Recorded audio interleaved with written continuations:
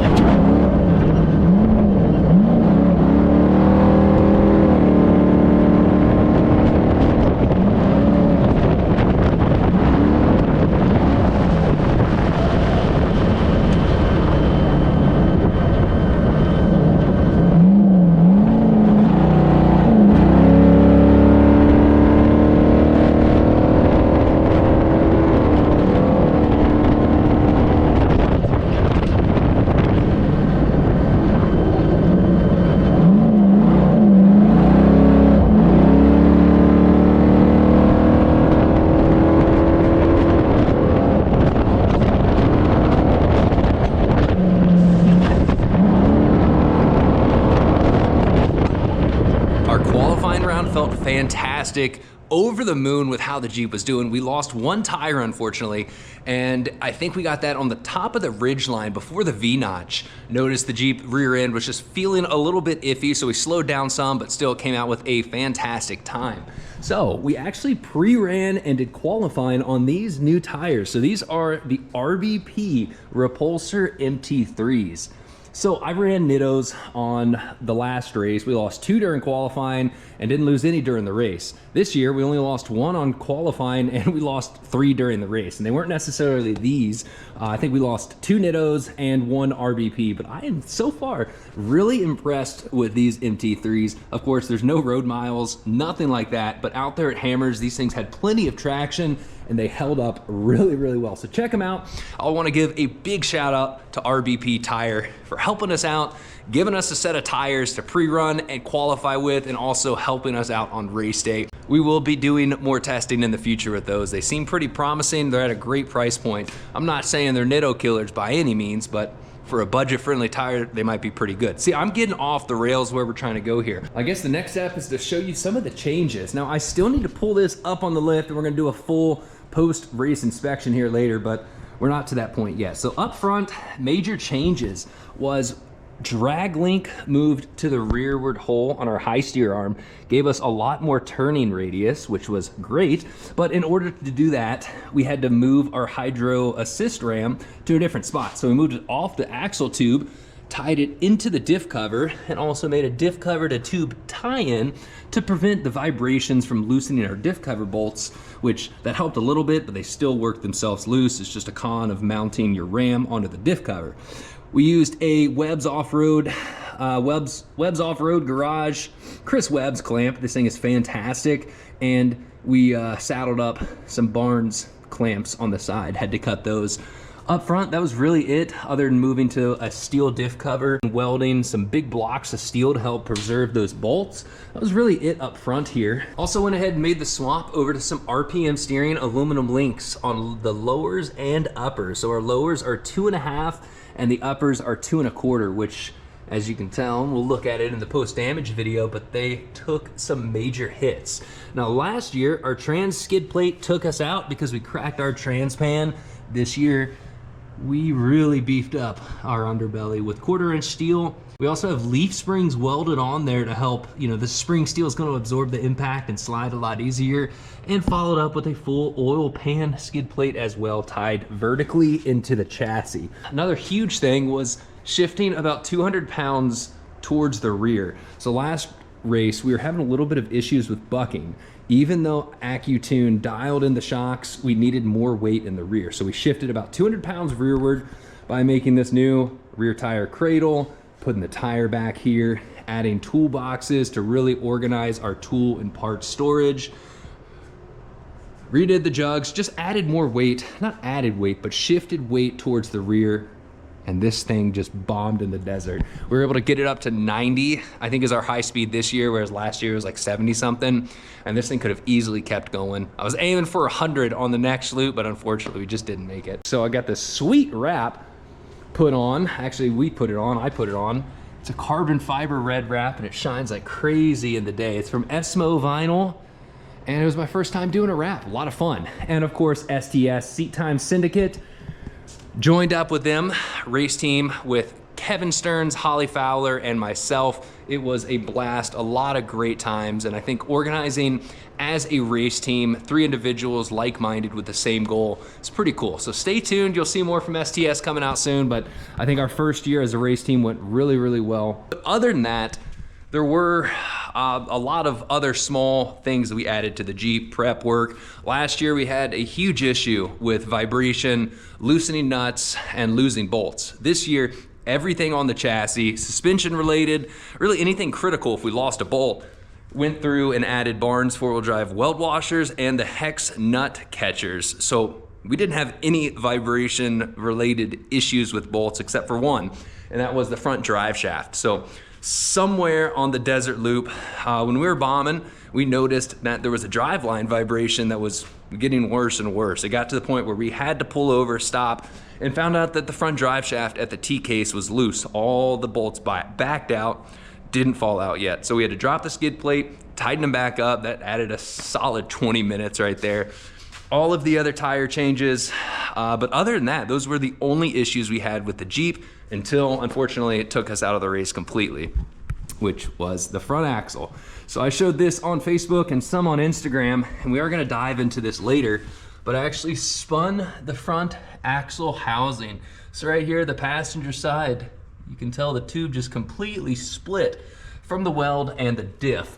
Our diff rotated down, and we had to run the winch under, make a little snatch block off the motor mount, and then go down to the diff so we could rotate it back up. We waited for a Carnage welder from Remote Pit 2. The guys over at Let's Roll Off-Road brought it to us, was able to weld the diff, make it about 10 feet on the trail. It broke again. Then I welded, you know, the Carnage welder just couldn't get into the cast and weld it appropriately. But ended up relying on this single diff cover tie-in right here, which broke originally, but that is the only thing holding our front axle together. Now, in good news, since this is a crate axle from Advanced Driveline, it is covered under warranty. So yes, we will have to re-weld all these brackets on, but everything is covered. So that's one major pro to this, is that, you know, I don't have to go through and start over from ground zero with a fresh axle. This is gonna get warranted, so huge shout out to Advanced Driveline. We're gonna check all this out. It could have happened with any axle. I think we did actually like smash the cast section and it just cracked. So the tube, you know, kind of lost that press fit. This year, we'll probably trust it, build back better. But that is it for this video, guys. I am exhausted. I need to go catch some rest. We're gonna have to pressure wash the Jeep, pull it back up in the shop, do a full post-damage inspection, you know, check out the front axle. I see we're leaking quite a bit of trans fluid, so we gotta see what's up with that. And go through and make sure nothing else needs repaired. I wanna thank everybody for your support. I couldn't do this without not only you guys watching the videos, your support throughout all these crazy builds, and of course the companies who stand behind us, helping us out do this. Thank you, everybody. We will be out there next year. These lessons are hard to learn. It's a lot going out there, giving it your best, and, you know, ultimately just having the rig break. But that's part of the sport. Nothing's bulletproof. Thanks for watching, guys. I gotta go start sorting through all of the footage, show you guys some of the cool footage from the actual race itself, and I might throw some of those clips in here. One last thing I did forget to mention is that we did switch over to a worn winch, and that baby got a workout this time. The rock trails were no joke, and we didn't even make it that far in, but the worn Xeon 10S swapped over to that this year, and it did a fantastic job pulling us out of some messes. I'm gonna get going, guys. Stay tuned for more videos. Thanks for watching. We'll see you later.